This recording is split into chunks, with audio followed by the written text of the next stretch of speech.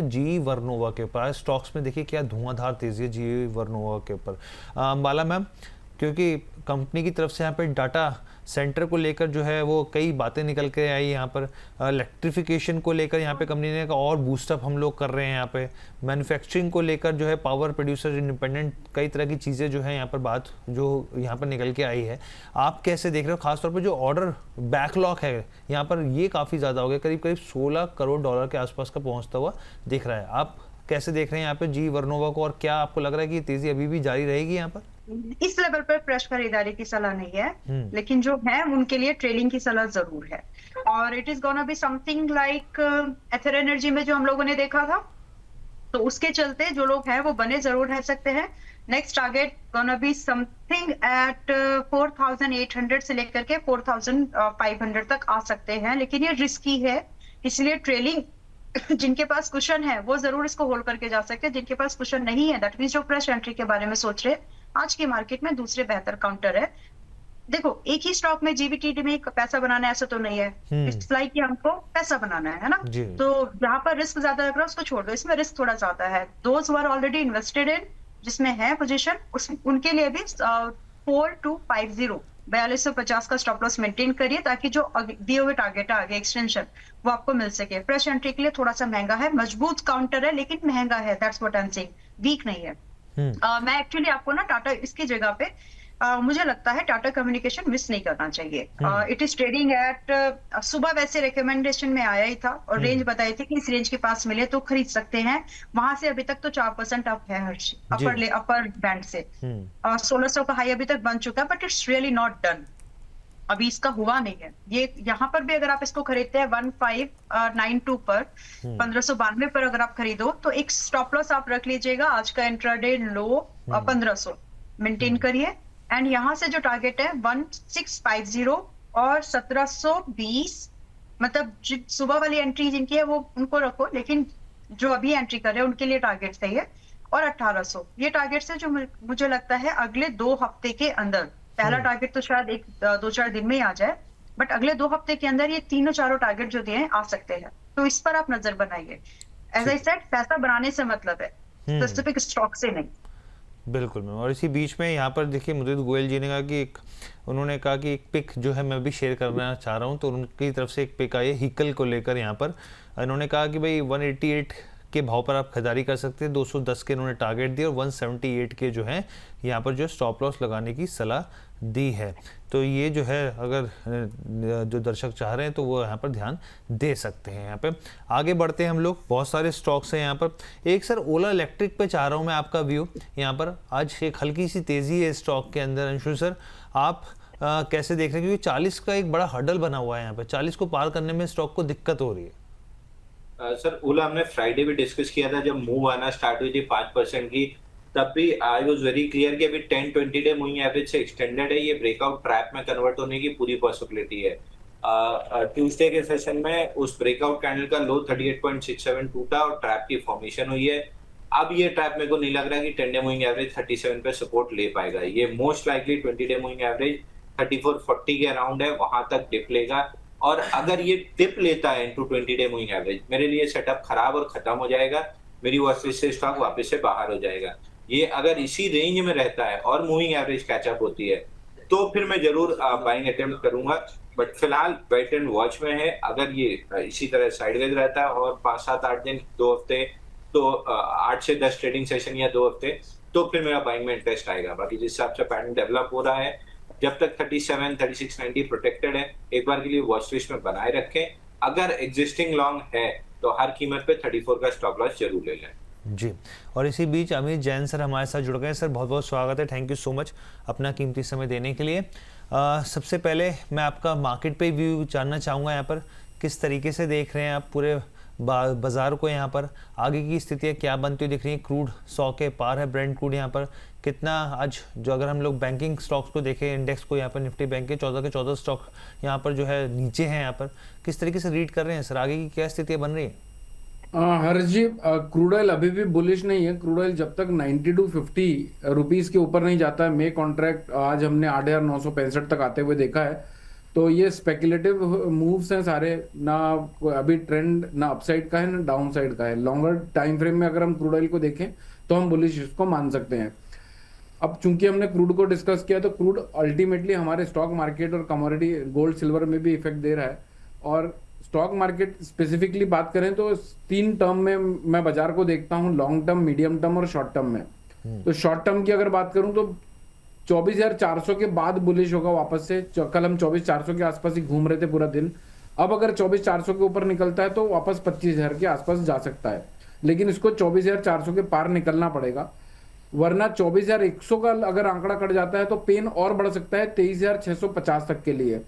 तो अब ये देखना होगा कि 24,100 के नीचे ना निकले, 24,400 के ऊपर निकले तो फ्रेश तेजी, 24,100 के निकले तो शॉर्ट टर्म के लिहाज से 23,650 तक बाजार टूटने के लिए रेडी हो जाएगा। करंट मार्केट प्राइस में बेटर ये इंपल्सिव पोजीशंस ना बनाए, थोड़ा वेट एंड वॉच करें, बाजार को हमें क्लियरिटी देने दें और उसके बाद जंप करें। तो वेटिंग पीरियड देना है अभी, ना कि इंपल्सिव ट्रेड्स करने हैं। ठीक है, यहाँ पे सुमन लता जी कह रहे हैं थैंक यू अम्बाला मैम, मेरा पोर्टफोलियो रेड से ग्रीन हो रहा है। तो यहाँ पे जो दर्शक हैं अपनी अपनी प्रतिक्रिया शेयर कर रहे हैं। अब मैं भारत कोकिंग कोल की बात करना चाह रहा हूँ यहाँ पर। ये देखिए, क्योंकि कंपनी जो है बेसिकली अभी हाल ही में लिस्ट हुई थी और उसके बाद जो उनका पहले बार नतीजे आते हुए देखे हैं और नतीजे जो है वो ख़राब हैं। ख़राब किस तरीके से आपके सामने स्क्रीन पर रख देते हैं हम लोग, ताकि आपको क्लैरिटी मिल सके कि रिजल्ट्स भारत कुकिंग कोल के कैसे यहाँ पर रहे हैं यहाँ पर। तो आप ये देखिए कि नेट प्रॉफिट जो है वो 59% के आसपास का डिप है यहाँ पर। रेवेन्यू के मोर्चे पर करीब 15% की गिरावट है यहाँ पे। एबिटा की बात करें यहाँ पर तो एबिटा भी देखिए लॉस है यहाँ पर, अच्छा खासा लॉस यहाँ पर देखने को मिला। 61 करोड़ से बढ़कर आप ये देखिए 335 करोड़ हो गए यहाँ पे। तो नुकसान साफ तौर पर दिख रहा है। और मैं एक बार अपने दर्शकों को बता भी देता हूँ, इसके पीछे देखिए स्ट्रिपिंग एडजस्टमेंट होता है, वो करीब 80 करोड़ के आसपास का यहाँ पर रहा है। वो उसका नुकसान की वजह साफ तौर पर है यहाँ पे, मतलब कैश खर्च नहीं है यहाँ पे। ये कंपनी ने ये जो पैसा है सीधे खर्च नहीं किया है, बल्कि हिसाब किताब में जोड़ा है। तो उस लिहाज से जो है ये काफ़ी इंपॉर्टेंट हो जाता है। और स्टॉक में देखिए प्रतिक्रिया आ ही रही है यहाँ पे। Ambala ma'am, Bharat cooking coal आपकी क्या सलाह रहेगी? बहुत सारे जो निवेशक हैं उस समय इन्होंने लिया जब भारत कुकिंग कोल का आईपीओ आया, नंबर नहीं आया, उसमें नहीं निकला, तो खरीदारी करी। उसके बाद स्टॉक में तेजी आई, लेकिन फिर दबाव आता हुआ यहाँ पर दिख रहा है। तो क्या सलाह रहेगी आपकी? मेरी सलाह इसमें अभी आपके बने रहने की है। 30 रुपए का स्टॉप लॉस रखो, 40, 44 और 50 के टारगेट्स का वेट करिए।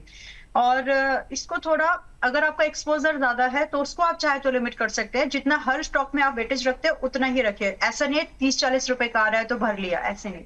जो वेटेज एक स्टॉक में रहना चाहिए वो आप लेकर के चलिए। एंड इसकी जो डिमांड है हर्षी, वो फ्यूचर में बढ़ने वाली है। दूसरी चीज ये कि जिस इंडस्ट्री में ज्यादातर कुकिंग कोल ज्यादातर ना स्टील प्लांट्स में यूज होता है, स्टील इंडस्ट्री में, तो वहां पर मैन्युफैक्चरिंग एक्टिविटी किस लेवल पर होने वाली है, that we got to observe. अगर मैन्युफैक्चरिंग में अगले कोर इंडस्ट्री में आता है ना, तो अगर मैन्युफैक्चरिंग में हमको अगले 2 क्वार्टर्स कोई डिक्लाइन स्टीप दिखता है तो प्रॉब्लम वाली बात है। अदरवाइज ये चल जाएगा, मान के चलो ये बात। रही बात इन्वेस्टमेंट के हिसाब से, तो होल्ड बाय होल्ड कर सकते हैं। आईपीओ वाले शुड बी हैप्पी, आराम से होल्ड करो। 30 रुपए का स्टॉप लॉस फिर भी लगा के रखना चाहिए to be on safer side. दोबारा कभी एंट्री का मौका मिलेगा तो फिर एंट्री कर लेंगे, but as of now 30 is the stop loss and targets ranging from 40 to 50 short term. ठीक है, अब यहाँ पर जियो फाइनेंशियल की भी बात करते हैं। जियो फाइनेंशियल को लेकर भी एक खबर आई है यहाँ पे, मार्केट बंद होने के बाद यहाँ पर आई। बेसिकली यहाँ पे अलायंस के साथ जो है यहाँ पे कंपनी ने टाई अप करता हुआ देखा, 50-50 की जेवी होती हुई देखिए, जॉइंट वेंचर होता हुआ देखा अलियांस के साथ। यहाँ पर अलियांस बेसिकली जर्मन कंपनी है, यहाँ पर अलग अलग देशों में जो है वो सेगमेंट के हिसाब से अपना जो है एक्सपेंशन करती है यहाँ पे। अब जियो फाइनेंशियल जो इंश्योरेंस में घुस रहा है, बीमा सेक्टर में यहाँ पे जा रहा है यहाँ पर, तो ये पार्टनरशिप जो है जनरल इंश्योरेंस की जॉइंट वेंचर के तौर पर है। स्टॉक में आप देखिए 3% से ज़्यादा की तेज़ी साफ तौर पर देखने को मिल रही है। असर यहाँ पे लाइफ इंश्योरेंस कारोबार के लिए जो समझौता है, दोनों की तैयारी है यहाँ पे कंपनी है। और यहाँ पे अलियांस यूरोप जो है उसके साथ यहाँ पर जो है वो टाई अप जेवी जो है वो होता हुआ दिखा है, और रेगुलेटरी मंजूरी मिलने के बाद कामकाज शुरू होता हुआ दिखेगा यहाँ पे। और हमने आपको बताया 50-50 की पार्टनरशिप है। अंशु सर, जियो फाइनेंशियल ये भी बड़ा लंबा कंसोलिडेशन दिखाया है सर, दबाव दिखाया है यहाँ पर। इसके लिए कहा जाता है कि बार बार कि भाई जियो है नाम से दर्शक खरीदारी करते हैं इसकी, कि भाई आने वाले दिनों में मल्टी बैगर बनेगा, इस तरह की स्टोरीज चलती हैं इसकी। आप कैसे रीड कर रहे हैं यहाँ पर इस जो नया लेटेस्ट अपडेट आया है? अच्छा देखिए, जियो फाइनेंस हम रेगुलरली एक्यूमुलेशन की सलाह दे रहे हैं। अप्रैल 2025 में गैप छूटा था 230 232 का उसको फिल कर लिया है। अब बस 50 डे मूविंग एवरेज और स्विंग हाई ये दोनों ऑलमोस्ट एक ही जगह पे है, 19-20 का अंतर है। 248.1 ये स्विंग हाई है, इसके जस्ट नीचे 50 डे मूविंग एवरेज है। जैसे ही 248.1 निकलता है इस स्टॉक में मोमेंटम बनना स्टार्ट होगा। फिलहाल डिप हो गई, डिप के बाद एक्यूमुलेशन कंप्लीट हो गया, एक्यूमुलेशन के बाद मोमेंटम आता है। मोमेंटम 248.10 के ऊपर आए निकलता है तो इमीडिएट मोमेंटम 274.35 तक जाएगा। उसके बाद स्ट्रक्चरल बुल रन में रहेगा, 274.35 निकलने के बाद फिर ऑल टाइम हाई तक के टारगेट मिल जाएंगे। बट थोड़ा सा लो बीटा काउंटर है, स्लो चलता है और बेसिकली पेरेंट कंपनी को ज्यादा रेप्लिकेट करने की कोशिश करता है, तो वो एक इसमें है कि बट 248 तक निकलने के बाद बढ़िया 274 तक का मोमेंटम बनना चाहिए। ठीक है। अच्छा, आज हम लोग फार्मा सेक्टर की भी बात करते हैं। फार्मा सेक्टर में बड़ी ज़बरदस्त जान आ रखी है यहाँ पे, चाहे फार्मा को उठा के देख लीजिए, चाहे आप हेल्थ केयर को उठा के देख लीजिए, एक ज़बरदस्त तेज़ी देखने को मिल रही है। उसमें जो लीड कर रहा है इस पूरे तेज़ी को, वो कर रहा है यहाँ पे डॉक्टर रेड्डीज। क्या शानदार तेज़ी है। इसके अलावा PPL फार्मा जो है उसमें 3% के आसपास की तेज़ी है यहाँ पे। वॉक फार्मा जो है 1-1.5% वो चढ़ा हुआ है। सिप्ला देख लीजिए यहाँ पर आप, और भी यहाँ पर जो है। और खबरें जो बेसिकली यहाँ पर ये है कि हम लोग लगातार देख रहे हैं कि अमेरिका से जिस तरीके से बातचीत आगे चल रही है और डॉक्टर रेड्डीज का जो मार्केट शेयर है अमेरिका में भी पिछले हमने कुछ समय में देखा कि वो बढ़ता हुआ यहाँ पर दिखा है। लेकिन अमित सर, आपकी क्या सलाह रहेगी? एक तो ये डिफेंसिव होता है सेक्टर है, धीरे धीरे करके चलता है, और यहाँ पर खास तौर पे जो प्राइसिंग प्रेशर आता है वो यूएस की तरफ से आता है। यहाँ पर कई बार इम्पैक्ट होता है। यहाँ पे API जो एक्टिव फार्मा इंग्रेडिएंट्स होते हैं उसके ऊपर भी जो है हमारी कंपनियां, जो घरेलू मांग है उसमें काफ़ी जो है वो आगे बढ़ रही है। हालांकि निर्भरता चीन के ऊपर ज़्यादा रहती है API के ऊपर, लेकिन आप कैसे देख रहे हैं इस पूरे फार्मा सेक्टर पे और आपकी नज़र कहाँ पर है यहाँ पे? हर जी, सबसे पहले तो एक डिस्क्लेमर है कि इसमें भी मैं SIP करता हूँ मंथली बेसिस पे, फैमिली पोर्टफोलियो में, पर्सनल पोर्टफोलियो में नहीं। यानी हम एक सीरीज रन करते हैं जिसका नाम है हर घर वॉरेन बफे की पहल। तो वहां पर ये स्टॉक उस लिस्ट में है। तो इसमें मैं लॉन्गर टाइम फ्रेम पे बना हुआ हूँ और बना हुआ रहूंगा। मुझे ऐसा लगता है हर जी कि अगर डॉक्टर रेड्डी के शॉर्ट टर्म पोटेंशियल कम से कम 1650-1700 रुपए तक के हैं, 1150 का मंदा लगता नहीं है। एक अच्छा स्टॉक है जो आपके पोर्टफोलियो में एज ए डिफेंस काउंटर रहना चाहिए।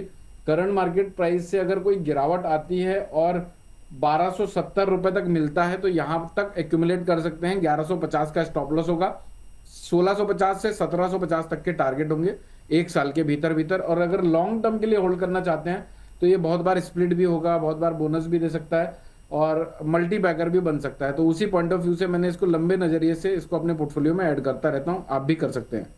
ठीक है। मैम, सिग्लिटी को एक बार देखिए। सिग्लिटी में भी आज तेजी है यहाँ पर, ये भी इस सेक्टर से जुड़ा हुआ स्टॉक है यहाँ पर। आपका क्या मानना है यहाँ पर सिग्लिटी को लेके? पिछले कुछ समय कई सारी खबरें रही स्टॉक के अंदर, दबाव रहा, उसके बाद अब की क्या स्थिति आगे के लिहाज से बन रही है? Could you please spell it to me? Yes ma'am, it's SAGILITY, सिग्लिटी।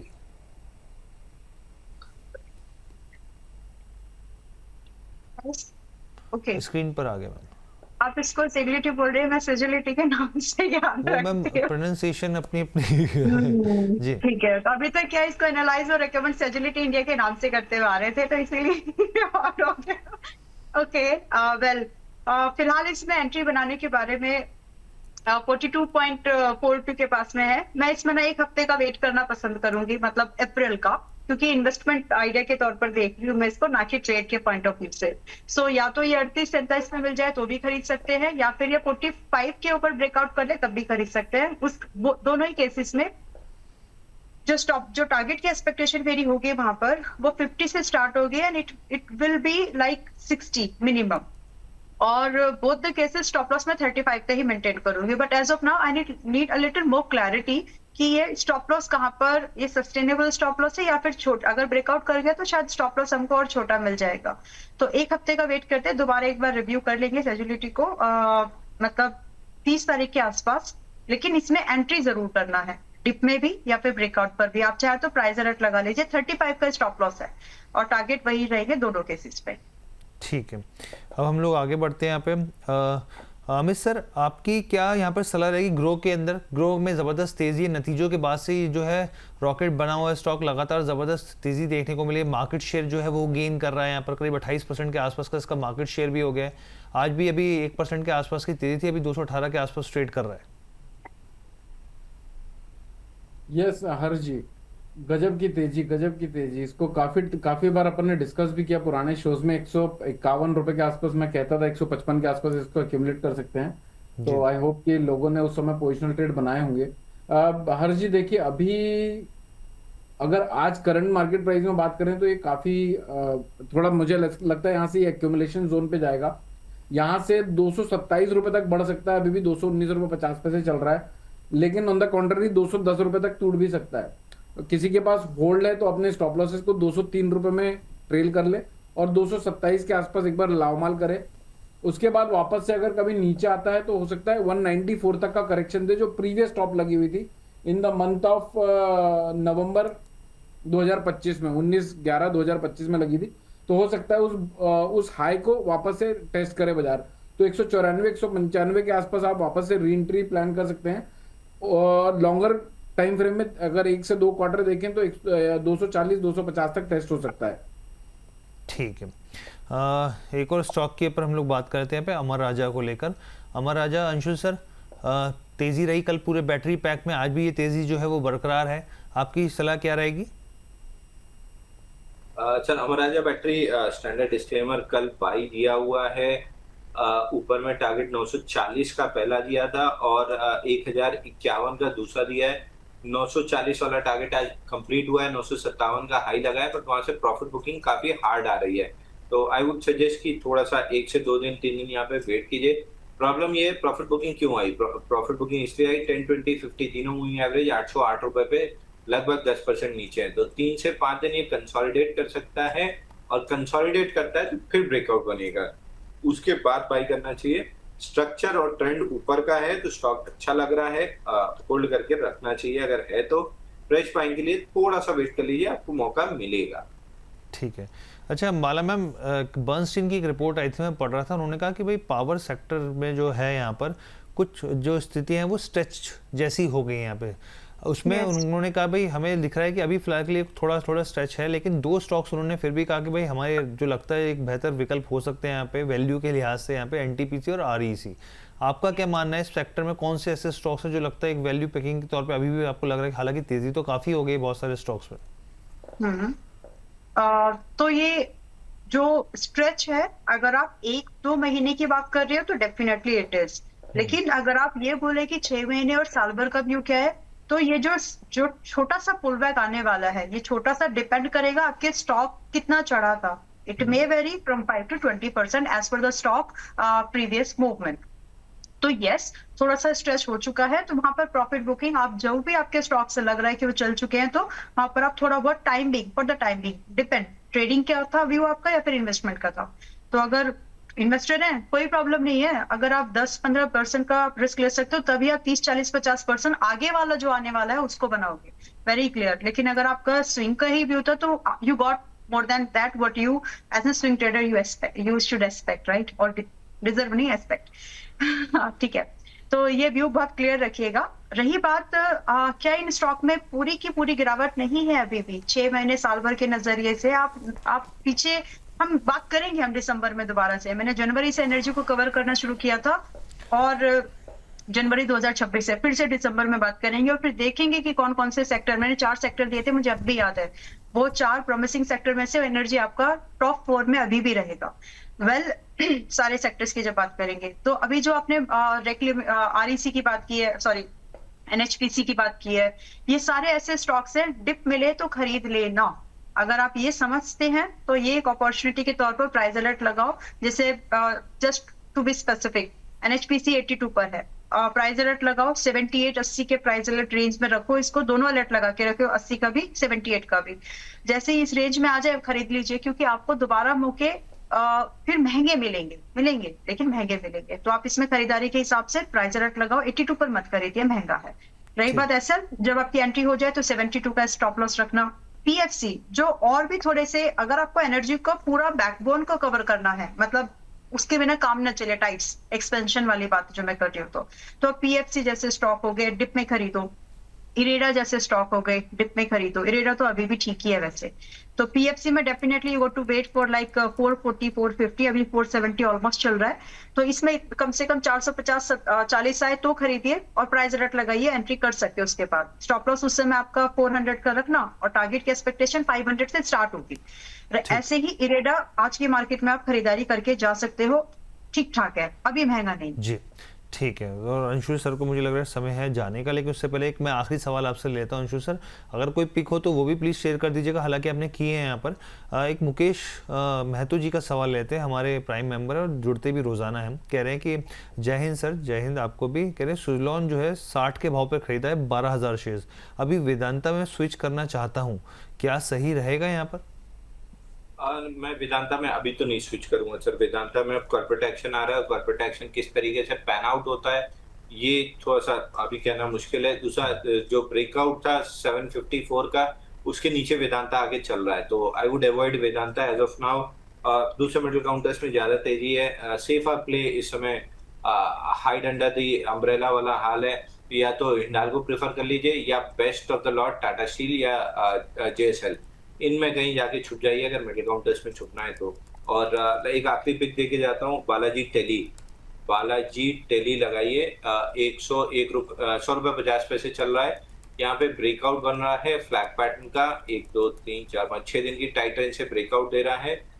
100 रुपये 40 पैसे के आसपास है, यहाँ बाई करके चल सकते हैं। आज ओपन लो है तो लो का स्टॉप लॉस 95 के नीचे ले लीजिए। इमीडिएट पोल का हाई आता है 101 रुपये पे, तो सॉरी हाँ 103.50 पे इसका टारगेट ले लीजिए। 103.50 आपका टारगेट रहेगा, और 103.50 निकलता है तो फिर और अपसाइड आपको मिलेगी। पोल का हाई है 103 रुपये 70 पैसे, ये पहला टारगेट रहेगा। 103.70 निकलता है तो फिर 109 रुपए तक के टारगेट आपको मिल सकते हैं, तो 100 रुपए 40 पैसे में बाई करना है। पोल का हाई 103.70 पहला टारगेट है, दूसरा टारगेट आपका 110 रुपए 70 पैसे। ओपन लो से चला है तो लो के नीचे स्टॉप लॉस लगा लीजिए। 93.86 का लो है तो 93.50 का स्टॉप लॉस ले लीजिए। ठीक है, तो यहाँ पर जो है सर की तरफ से बस सलाह हो गया। देखिए स्क्रीन पर आ गया हमारा करीब जो है स्टॉप लॉस 95 का आप लगाइए। स्टॉक जो है 100 के आसपास ट्रेड कर रहा है। जो टारगेट है 103.70 109 के आसपास जो है वो दिए जा रहे हैं। Anshu sir please disclaimer share कर दीजिए। आज से जितने भी स्टॉक पे या इंडेक्स पे हमने बात की है, कोई भी मेरे पर्सनल पोर्टफोलियो में नहीं है। कंपनी, क्लाइंट्स और दर्शकों की पोजीशन जरूर हो सकती है।